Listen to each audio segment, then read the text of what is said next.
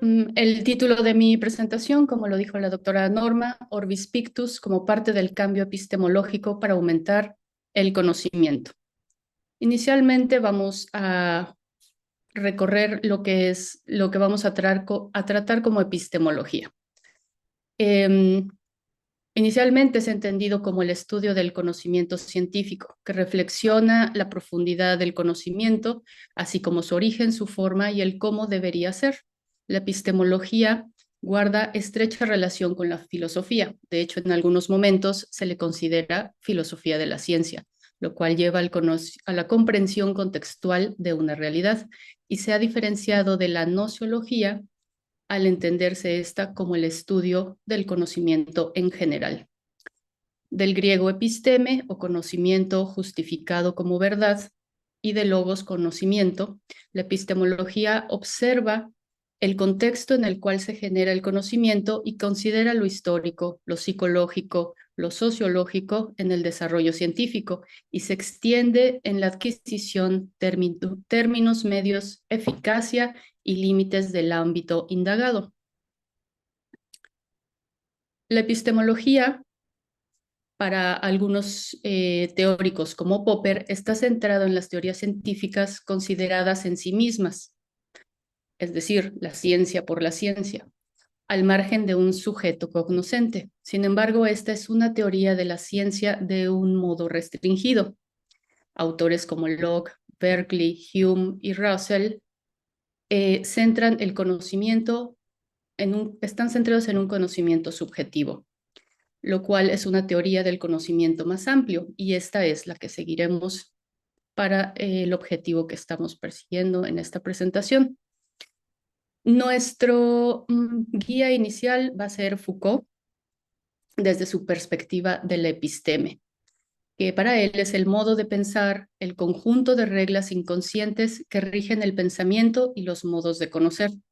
Para él, la episteme es un dispositivo discursivo que permite separar lo científicamente calificable de lo incalificable, no así lo falso de lo verdadero.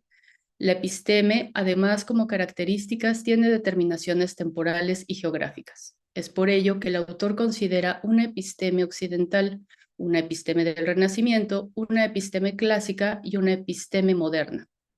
Foucault explica que para describir la episteme habrá que describir la región intermedia entre los códigos fundamentales de la cultura, como los que regulan el lenguaje y los esquemas de percepción, así como las teorías científicas y filosóficas que explican los modelos ordenativos de todo lo mencionado. Para la presentación que nos convoca, se desarrollará en específico el periodo del Renacimiento desde la visión Foucaultiana. Él señala que el conocimiento de esta época estaba basado en la interpretación, por medio de la cual se buscaba develar un entramado de semejanzas que unía a las cosas de la naturaleza, y el ser humano era considerado como uno más de los elementos de referencia. Debido a esto, la relación microcosmos, el ser humano y asimismo en su interior, y el macrocosmos, el universo, lo que le rodea, fue la relación más trascendente de la época. Desde su perspectiva, la episteme del Renacimiento es la episteme de la misma cosa, ya que es un tejido de semejanzas constante e infinito, donde una llama a la otra de forma indeterminada en un proceso de acumulación que debe llegar a confirmar un saber ya descifrado, en una comprensión a partir siempre de lo semejante. El valor de los objetos está referido no a los objetos mismos, sino a lo cual se parecen. Es un saber que no coexiste en el ver o en el demostrar, sino en el interpretar. Los textos son descifrados a partir del estudio de su grafismo, y lograr la interpretación de la realidad es un tipo de traducción. Foucault afirma: la relación con los textos tiene la misma naturaleza que la relación con las cosas. Aquí como allí, lo que importa son los signos. Como fue relatado en el currículum, mi orientación es lo visual, así que esta importancia de los signos será la ruta que continuaremos en esta investigación. Las signaturas son marcas inscritas en la naturaleza. un recurso que fue muy utilizado en el Renacimiento que ayuda a descifrar las relaciones ocultas. Sin embargo, solo los iniciados podían reconocer esas signaturas y todos sus significados. En esos tiempos, estos personajes eran el filólogo, el hermeneuta y el erudito. Y estas signaturas también se encuentran en el lenguaje, particularmente en los textos producidos en esos tiempos. Por otro lado, vamos a seguir a Donald Lowe y su epistemología de los sentidos. Él está basado en la propuesta Foucaultiana y propone, además, que en cada época el sujeto que conoce se delimita por la organización jerárquica de los sentidos y que los contenidos a percibir están determinados por las reglas epistémicas de su época. El autor desarrolla desde las épocas similares a las de Foucault, pero él propone medieval, renacimiento, clásica y burguesa, haciendo una aproximación también de la episteme y la jerarquía sensorial de su propia actualidad. En el periodo del Renacimiento, Lowe indica que gracias a la técnica de la imprenta se da inicio, por un lado, a la cultura tipográfica, desbancando a la oral de los periodos anteriores, y que en la jerarquía de los sentidos inicia el lento cambio hacia el sentido de la vista. Por ejemplo, para la Edad Media, los sentidos principales eran el tacto y el oído. El oído porque el habla era el único sistema por el habla por medio de la memoria, era el único sistema por el cual se mantenían los contenidos. Y además que la vista es un sentido que requiere de distancia. De la Edad Media hacia atrás, los sentidos más importantes son sentidos que requieren de cercanía. La vista da un punto desde el cual se ve, el de quien observa. Es un sentido que requiere de distancia y no de cercanía. Genera una relación de distancia crítica. Con la vista se analiza, se mide y se compara. En cuanto al orden epistémico, le corresponde la analogía. Es un modo de pensar basado en la similitud. El principio de explicación del conocimiento es la comparación y la correspondencia entre el ser humano y el cosmos. Entonces, conocer es comparar y encontrar relaciones desde un sistema de orden centrípeto, en un tiempo y espacio que transcurre geométricamente ortogonal. Todo esto lo vamos a ir descifrando y descubriendo más adelante. La perspectiva como uno de los lentes falseadores que hay que aprender a usar y a los que hay que acostumbrarse es una convención de la representación. Lowe concluye que el ver entonces no solo es la recepción de luz y color por el cerebro, deja de ser solo una función biológica.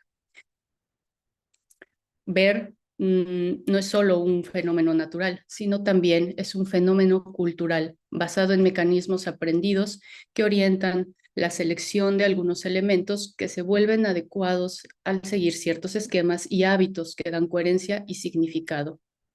El ojo no funciona como un instrumento autónomo y solo, sino como un miembro sumiso de un organismo complejo y caprichoso, lo que significa que estamos educados para ver de cierta manera.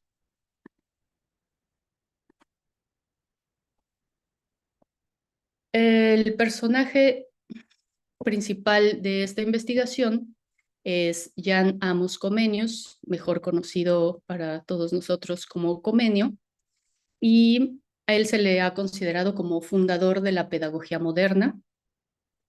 Él llegó a la docencia debido a la guerra y al exilio.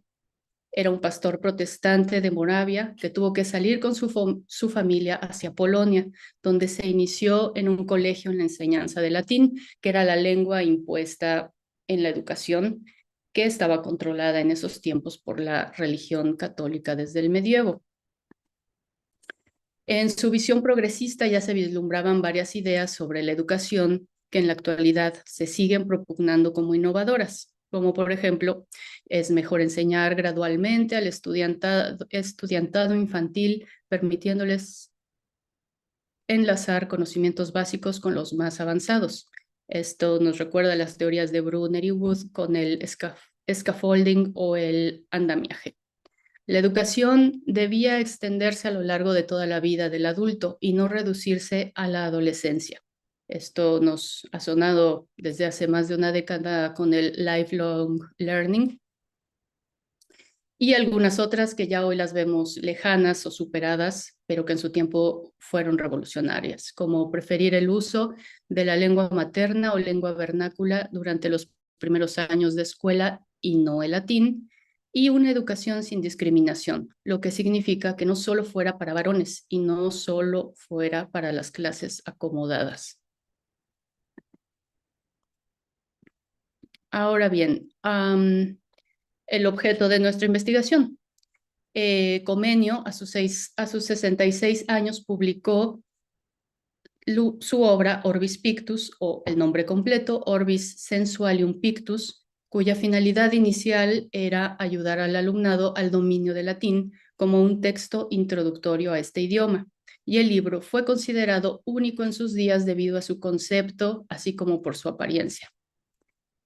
Con la aparición de la imprenta de tipos móviles, parecía que el gremio de copistas, escribanos e ilustradores de libros miniados peligraba. Sin embargo, la producción más prolífera de estos libros fue detonada al surgir esta tecnología. Para el tiempo de Comenio, la creación de Gutenberg tenía ya 200 años de existir.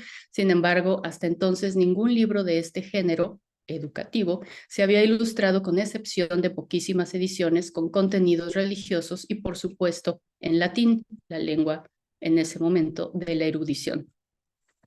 En términos contemporáneos, se podría decir que fue un libro en el que el mismo experto en contenidos realizó la planificación didáctica para la adquisición de una segunda lengua, creó además los contenidos textuales e invirtió su intelecto en la creación de los contenidos visuales, o hizo en este último paso lo que actualmente se denomina la dirección y la curaduría del arte editorial.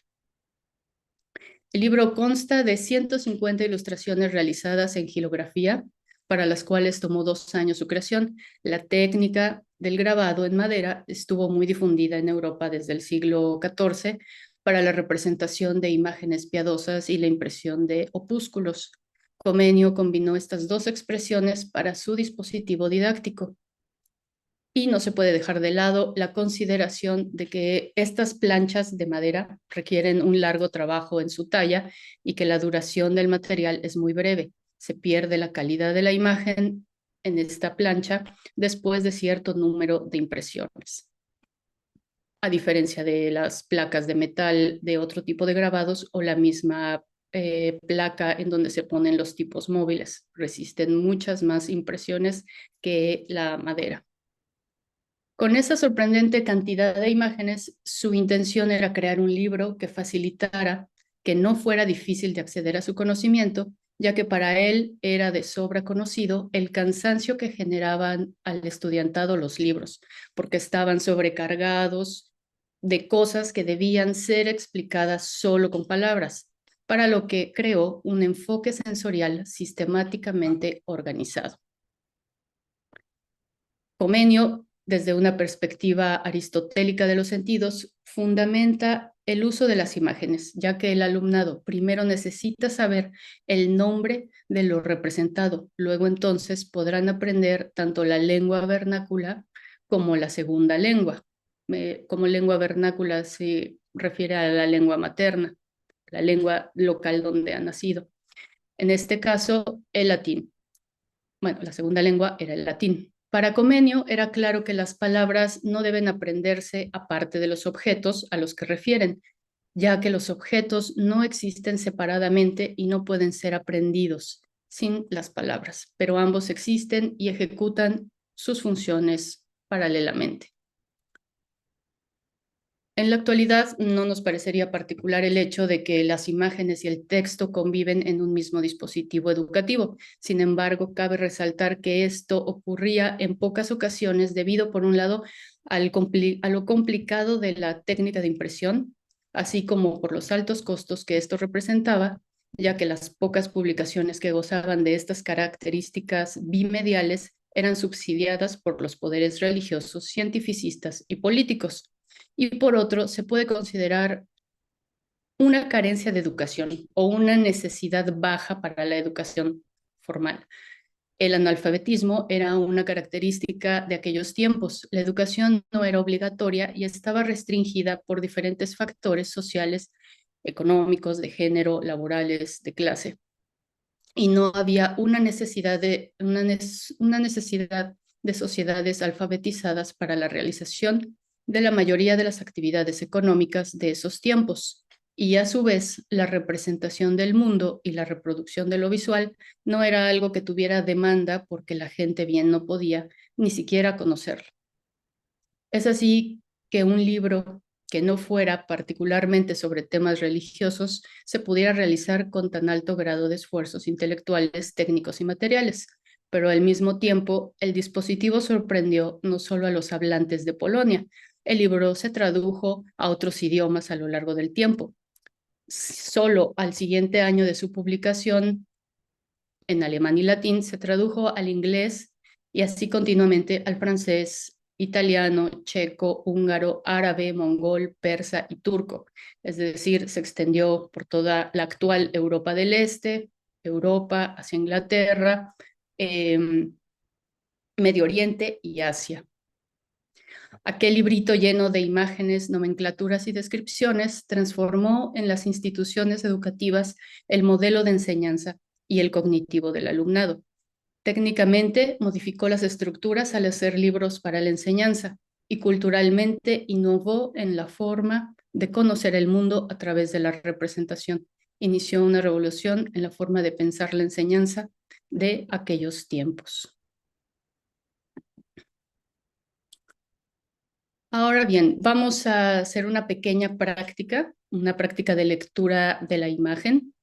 La imagen es un texto visual, tal como lo denominan autores como Alejandro Tapia y Luz del Carmen Vilchis, y puede ser analizada desde diferentes teorías o aproximaciones.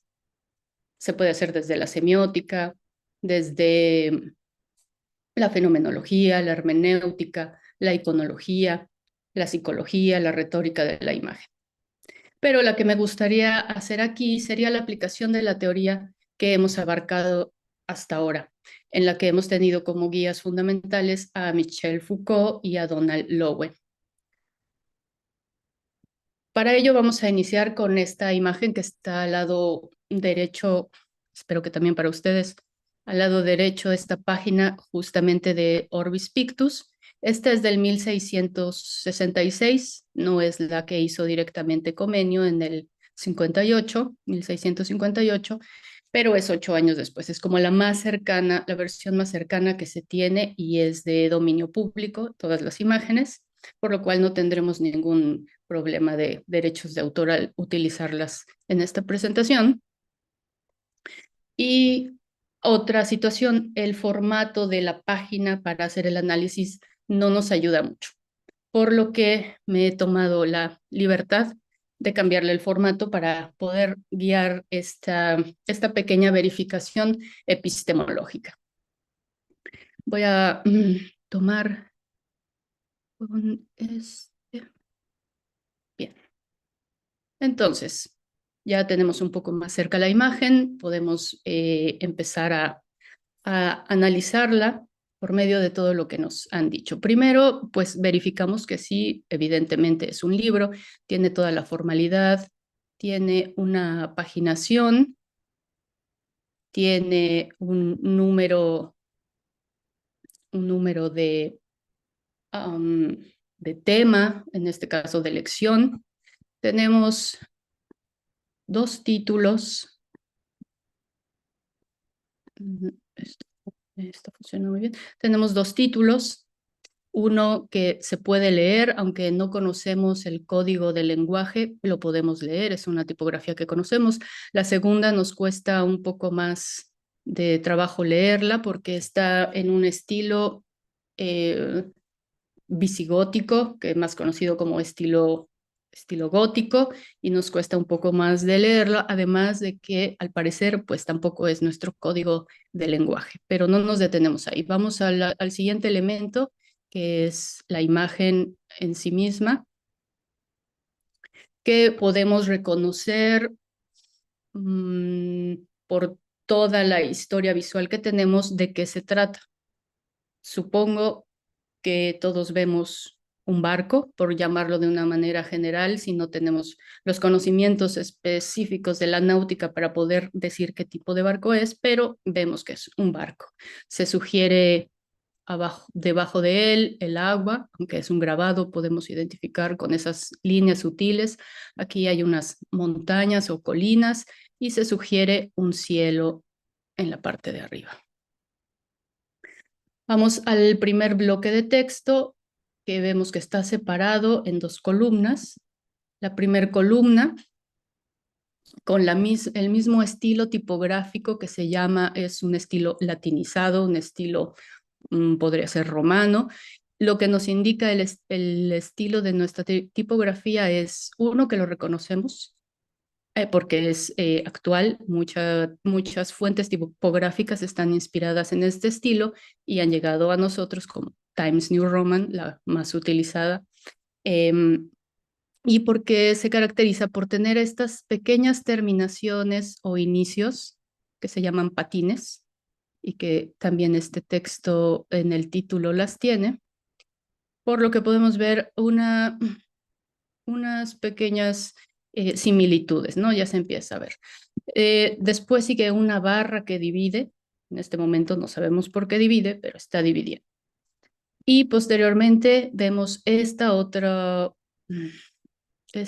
bloque de texto con este estilo visígodo que no sabemos qué dice por la dificultad de la misma escritura, que es una escritura un poco más compleja, podría decirse caligráfica, y no nos es tan fácil verla.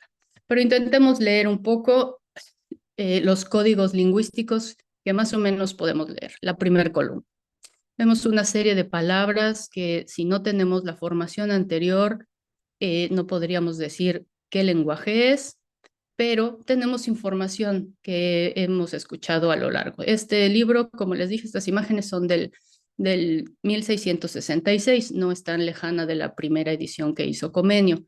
Y sabíamos que Comenio lo que quería enseñar a sus alumnos era latín. Si tenemos algún conocimiento previo en nuestros estudios, podríamos decir, casi afirmar que esto sería latín, porque hay algunas palabras que nos recuerdan a nuestro propio idioma, el español, que sabemos que tienen una raíz, eh, una raíz de donde se derivan. Pero continuamos leyendo las palabras, no encontramos tantas similitudes, pero bueno, aquí hay algo que dice antena en el número, aquí en esta línea, pero tiene doble N, y en esta penúltima hay algo que dice vela.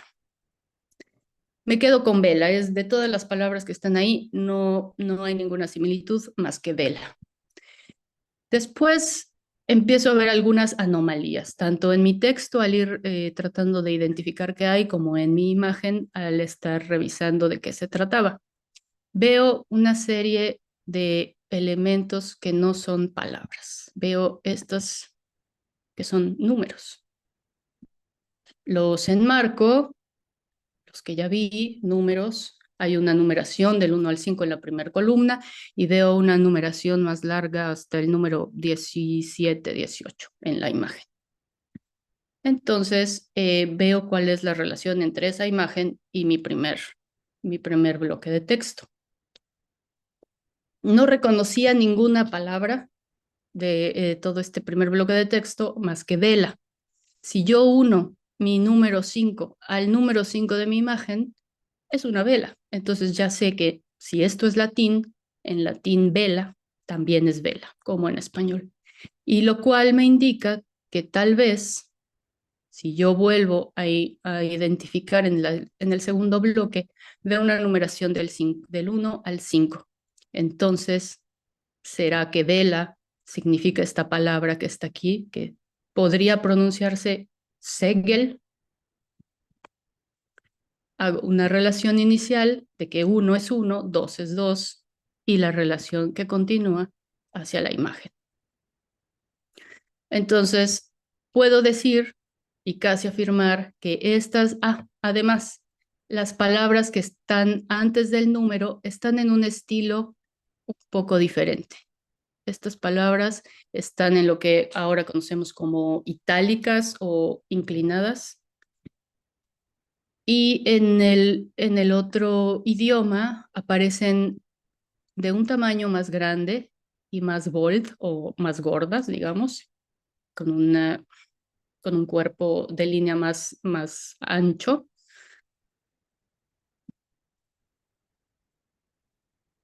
¿Dónde estamos? Y bueno, entonces podríamos decir que estas palabras que están resaltadas de una manera diferente corresponden a las palabras que están en el otro idioma, que si bien podría no ser alemán, podría ser germánico. Y él nos dio visualmente todas las claves para poder decir que esto es germánico, por el estilo de la tipografía y por lo que culturalmente se podría asimilar o ser semejante. Ahora, en este pequeño ejercicio, vamos a hacer una verificación de este análisis epistemológico, digamos. Hemos visto que en la imagen el conocimiento está basado en la interpretación. Podríamos decir que sí. La interpretación es un tipo de traducción. En este caso, no es solo un tipo de traducción, es una traducción, ¿no? Hay libros Orbis Pictus que no solo están en alemán y en latín, sino también incluyen el italiano, el gaélico y todos los otros que ya les mencioné. Es decir, en algunos libros hay 4 idiomas que se están enseñando. Así que no es un tipo de traducción en este caso, es una traducción. ¿Devela una red de semejantes? Sí, obliga al ojo a hacer este tipo de relaciones, al ojo y al intelecto, a hacer este tipo de relaciones en las semejanzas. Es una relación microcosmos-macrocosmos. En esta simple imagen no se puede ver, pero les he colocado aquí a la derecha 3 imágenes también de Orbis Pictus. ¿Esto cómo se entiende de la relación microcosmos-macrocosmos? Como mencionamos, es la relación del ser humano y su interior, el microcosmos, y todo lo que le rodea, el macrocosmos. Entonces, aquí podemos ver, por ejemplo, en la primera imagen, cómo es un libro que habla de anatomía, y no solo una anatomía exterior, también se va hacia una anatomía más orgánica. Ya muchos libros se habían escrito, muchos tratados se habían escrito sobre este conocimiento. Él solo y su artista, porque él pagó un artista, él no hizo directamente los grabados,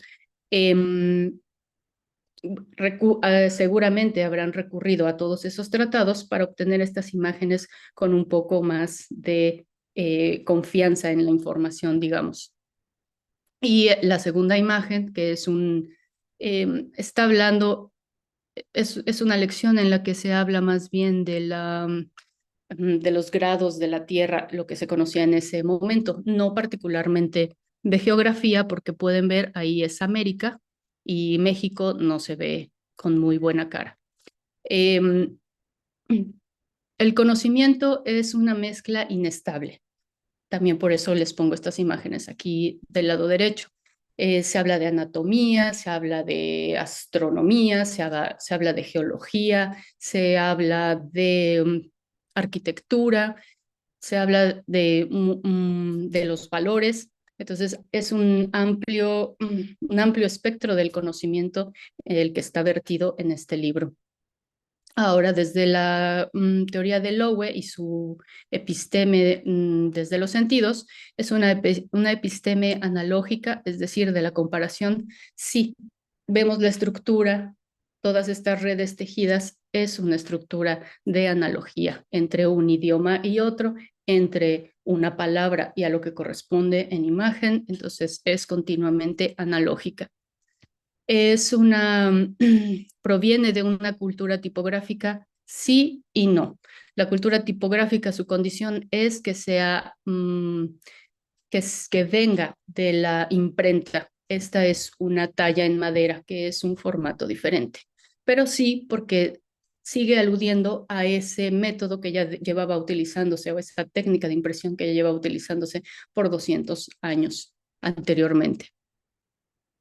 Hay un orden centrípeto, sí, en la tercera imagen lo que más sobresale, bueno, una de las grandes características del Renacimiento es el punto de vista, ¿no? Como el hombre, el ser humano es el centro de todo lo que ocurre, nace esta idea del punto de vista, que es la proyección de puntos para observar y acomodar lo que se ve, ¿no?